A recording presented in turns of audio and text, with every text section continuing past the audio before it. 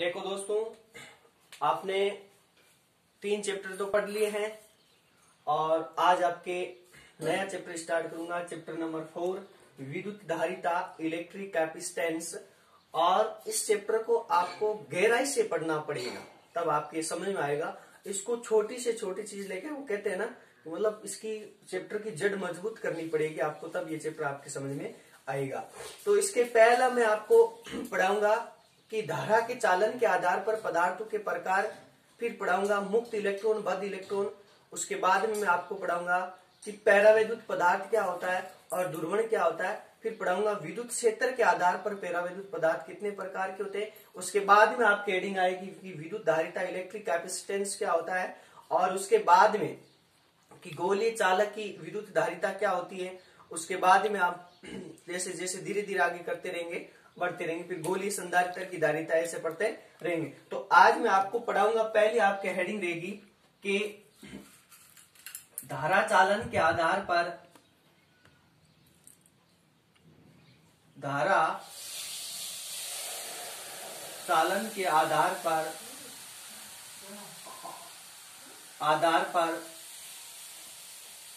प्रकार, पदार्थों के प्रकार। अब धारा चालन के आधार पर पदार्थों के 2 प्रकार होते हैं। कितने प्रकार? 2 प्रकार होते हैं। एक नंबर होगा आपके के चालक पदार्थ, और दूसरा होगा आपके कि कुचालक पदार्थ या विद्युत रोधी, मतलब विद्युत का रोध करने वाला, विद्युत का नहीं प्रवाह करने वाला, विद्युत रोधी पदार्थ, विद्युत रोधी पदार्थ।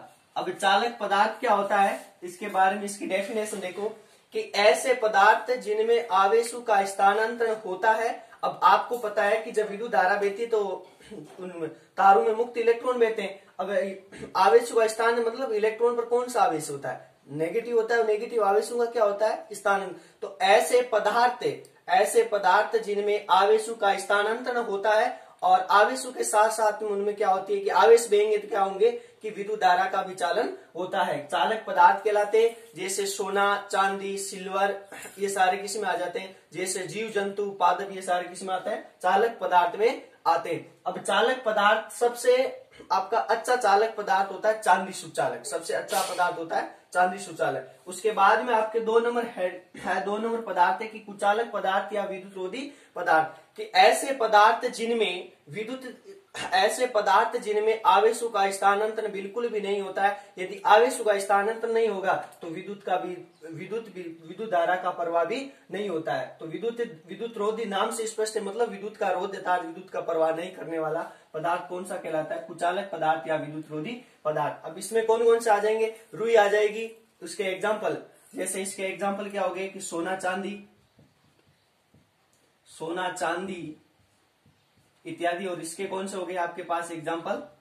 इसके सोना चांदी और वो सिल्वर बोल सकते हो। इसके क्या हो गई? रुई हो गई, सूखी लकड़ी हो गई, प्लास्टिक हो गई, अब्रक हो गया, आसव जल हो गया। किसमें आते? कुचालक पदार्थ में आते। और उसके बाद में मैं आपको पढ़ाऊंगा कि मुक्त इलेक्ट्रॉन या बद्ध इलेक्ट्रॉन क्या होता है। इस पार्ट में काम आएंगे कि मुक्त इलेक्ट्रॉन या बद्ध इलेक्ट्रॉन क्या होता है। मुक्त इलेक्ट्रॉन व बद्ध इलेक्ट्रॉन, मुक्त इलेक्ट्रॉन व बद्ध इलेक्ट्रॉन। अब आपने पता है कि यह परमाणु है, परमाणु के अंदर यह आपका नाभिक है। अब इस नाभिक के चारों ओर क्या करते हैं? विभिन्न कक्षाओं में इलेक्ट्रॉन चक्कर लगाते हैं। माना मेरे पास एक कक्षा ये और एक किसी भी तत्व का आप मान सकते हो। मान लिया कि इन कक्षाओं में एक इलेक्ट्रॉन यहाँ गति कर रहा है और एक इलेक्ट्रॉन यहाँ गति कर रहा है और एक इलेक्ट्रॉन। अब मैं किसी तत्व का नहीं ले रहा हूं, निश्चित मैंने माना है। अब आप मुझे बताओ कि ये नाभिक है। अब इस नाभिक के अंदर कौन उपस्थित होता है? प्रोटॉन उपस्थित होता है। कौन उपस्थित होता है? प्रोटॉन उपस्थित होता है ना। प्रोटॉन और न्यूट्रॉन उपस्थित होता है और इलेक्ट्रॉन बेचारा क्या करता है? चारों ओर चक्कर लगाता है। तो अब मुझे बताओ, आप न्यूट्रॉन या प्रोटॉन उपस्थित होता है तो इनकी बाह्यतम कक्षा ये हो गई। किसी भी तत्व में, तत्व नहीं, इसका बाह्यतम कक्षा हो गई। तो इस बाह्यतम कक्षा में उपस्थित इलेक्ट्रॉन और इस नाभिक के मध्य क्या लगेगा?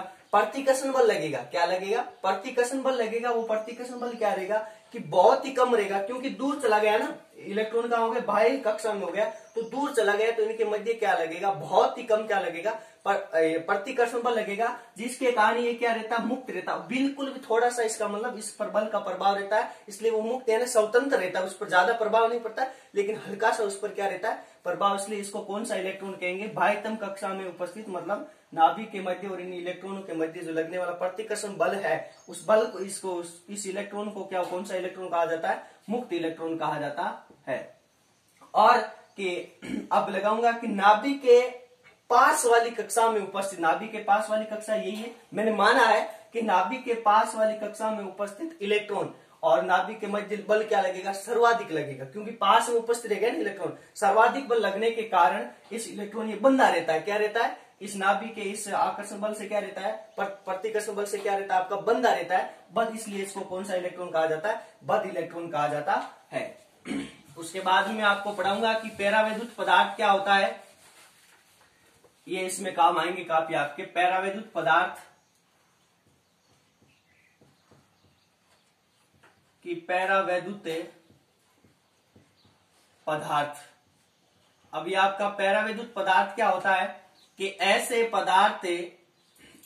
पदार्थ जिनमें विद्युत धारा का प्रवाह नहीं होता है, कुचालक भी वो है, कुचालक या विद्युत रोधी में विद्युत धारा का प्रवाह नहीं होते हैं, कि ऐसे पदार्थ जिनमें विद्युत धारा का प्रवाह नहीं होता है, विद्युत धारा का प्रवाह नहीं होता है, लेकिन विद्युत क्षेत्र आरोपित करने पर विद्युत प्रभाव प्रदर्शन करते हैं। विद्युत प्रभाव का मतलब विद्युत क्षेत्र आरोपित कर दूंगा, आप मैं अभी लूंगा कि विद्युत क्षेत्र के आधार पर पैरावैद्युत पदार्थ आपके दो प्रकार के होते हैं, एक होता है आपके ध्रुवीय पैरावैद्युत पदार्थ और एक होता है आपके ध्रुवीय पैरावैद्युत पदार्थ, और दूसरा कौन सा होता है आपके अध्रुवीय पैरावैद्युत पदार्थ, अध्रुवीय पैरावैद्युत पदार्थ।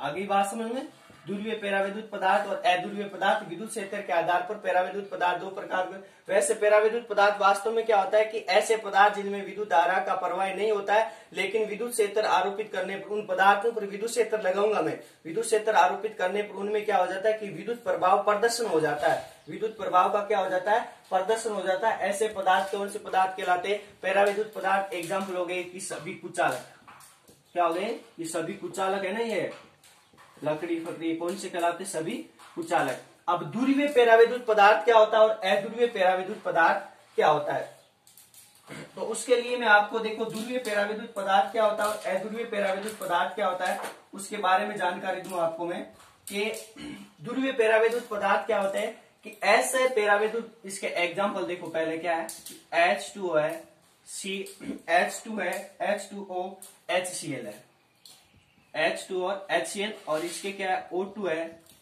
N2 है, H2 है और CO2, ये इनके क्या है, एग्जाम्पल है। तो ध्रुवीय पैरावैद्युत पदार्थ क्या होते हैं कि ऐसे पदार्थ जिनके अणु, ऐसे पदार्थ जिनके अणु में ये पदार्थ है, इनके पदार्थ के जो अणु है, इन अणु में ऐसे पैरावैद्युत पदार्थ जिनके अणु में, इनमें अणु में धनायन व ऋणायन एक बिंदु पर उपस्थित नहीं होकर अलग अलग बिंदु पर उपस्थित, क्योंकि एक H पर अलग धनावेश रहेगा और O पर क्या रहेगा, अलग, जैसे H प्लस Cl माइनस अलग अलग बिंदु पर उपस्थित है ना, धनायन और ऋणायन। तो ऐसे पैरावैद्युत पदार्थ जिनके अणु पर धनायन व ऋणायन एक ही बिंदु पर उपस्थित नहीं होकर अलग अलग बिंदु पर उपस्थित होते हैं, ध्रुवीय पैरावैद्युत पदार्थ कहलाते, जैसे H2 और HCl। और उसके बाद में आप क्या जाएंगे कि अब इन पर क्या करूंगा, देखो ऐसे पैरावैद्युत पदार्थ में आपको ऐसे है, ये मैंने लिया है क्योंकि पैरावैद्युत पदार्थ है, minus plus minus plus minus plus minus plus minus plus minus plus. अब ये तो बाह्य विद्युत क्षेत्र की अनुपस्थिति है, अभी इस पर विद्युत क्षेत्र नहीं है, विद्युत क्षेत्र का मान क्या है, E का मान 0 है, E का मान 0 है तो P का मान भी क्या आपके पास, P मतलब विद्युत आगुण का मान भी क्या है, 0 है। लेकिन जैसे इन पर मैं क्या लगा दिया, ऐसे विद्युत क्षेत्र लगा दिया, प्लस प्लस विद्युत क्षेत्र लगाया, तो विद्युत क्षेत्र लगाया तो ये पहले तो आपके अलग अलग दिशा में थे, ऐसे भी थे माइनस प्लस, निश्चित दिशा में नहीं थे, लेकिन जैसे विद्युत क्षेत्र मैंने लगा दिया तो इस पर क्या हो गया, एक दिशा में क्या हो जाते हैं, संरेखित हो जाते हैं। वो कौन सी दिशा में, विद्युत आगुण उत्पन्न हो जाता है, क्या उत्पन्न हो जाता है, विद्युत आगुण उत्पन्न हो जाता है और एक ही दिशा में क्या हो जाता है, विद्युत क्षेत्र की दिशा में संरेखित और इसी दिशा में P का मान 0 नहीं होता है, क्योंकि विद्युत क्षेत्र लगाते ही एक ही दिशा में क्या हो जाते हैं, आपके संरेखित हो जाते हैं। ये थे आपके ध्रुवीय परावैद्युत